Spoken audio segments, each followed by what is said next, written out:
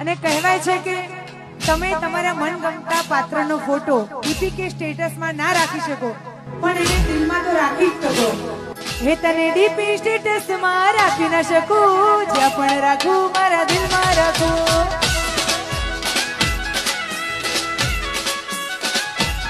હે તને ડીપી સ્ટેટસમાં રાખી ન શકું, જ્યાં પણ રાખું મારા દિલમાં રાખું.